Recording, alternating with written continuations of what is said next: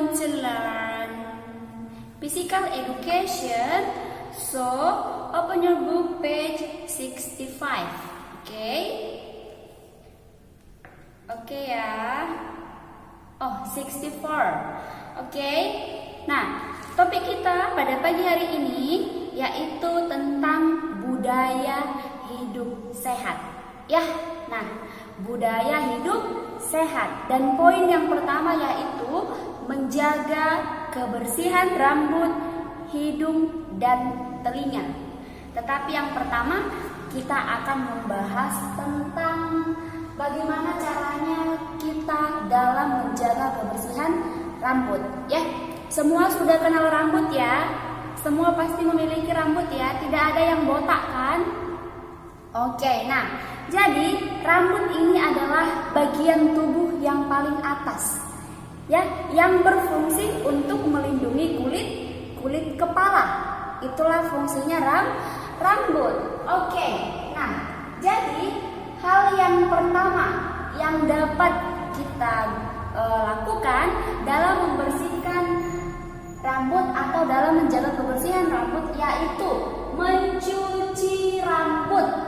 Ya, mencuci rambut. Nah, mencuci rambut sebaiknya dilakukan 3 kali seminggu atau 2 kali seminggu. Ya, jangan 1 kali 1 minggu atau 1 kali 1 bulan kamu basahi rambutnya.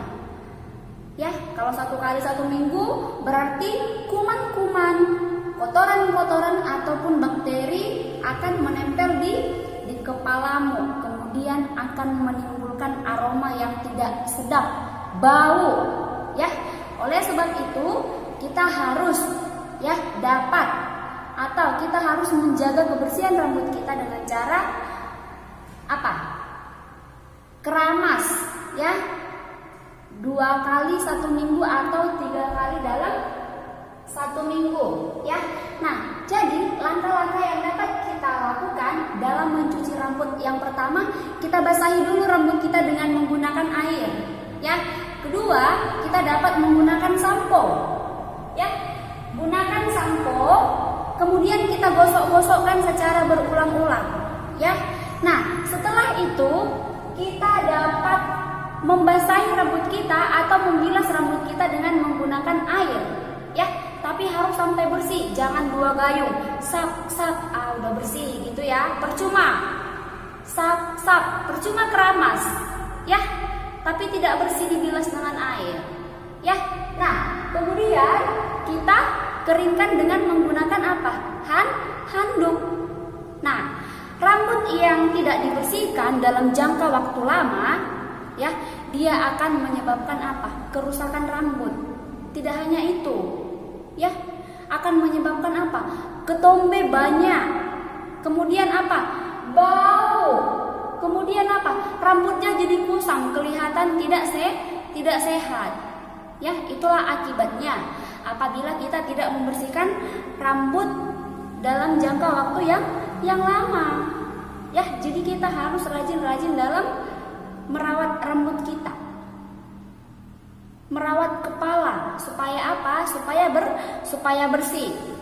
Nah, kemudian yang kedua, ya, hal yang kedua yang dapat kita lakukan untuk menjaga kebersihan rambut yaitu merapikan rambut, ya. Setelah kamu keringkan dengan handuk, kamu dapat menyisirnya dengan menggunakan sisir. Nah, seperti ini. Nah, setelah rambutnya sudah dikeringkan dengan handuk, kemudian dirapikan. Kita sisir, kita rapikan, ya, supaya kelihatan apa? Cantik dan rapi, ya. Nah, setelah kita rapikan, kita sisir dengan menggunakan sisir, ya. Kemudian yang ketiga yaitu memotong rambut, ya. Anak perempuan dengan anak laki-laki kan berbeda, ya. Kalau laki-laki, kalau rambutnya sudah panjang harus segera dipotong. Tetapi kalau anak perempuan, ya, biasanya anak perempuan ini kan memiliki rambut yang panjang, ya. Tetapi walaupun begitu harus tetap dirawat. Dan kalau siapa yang memiliki rambut panjang harus dirapikan, diikat, dicocang, ya. didandan supaya apa? Supaya kelihatan rapi dan cantik.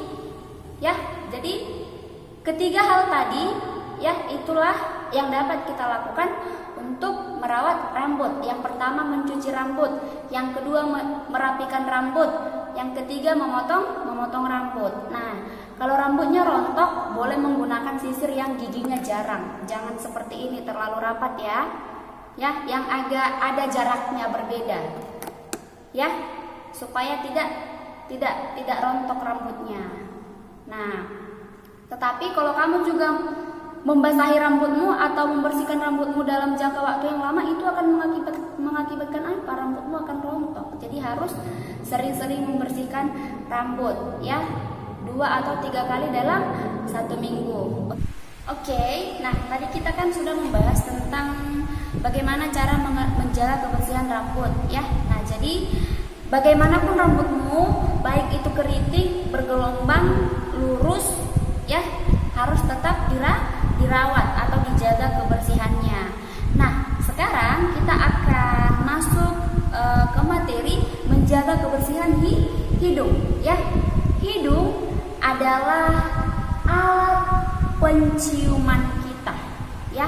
Nah, hidung ini adalah salah satu bagian tubuh yang berfungsi untuk ya menghirup udara, untuk bernapas. Kalau kita tidak ada hidung, dari mana bernapas? Dari mulut. Enggak ya. Nah, jadi hidung juga perlu kita rawat, dijaga ya. Nah, jadi di dalam hidung kita ini terdapat bulu ya.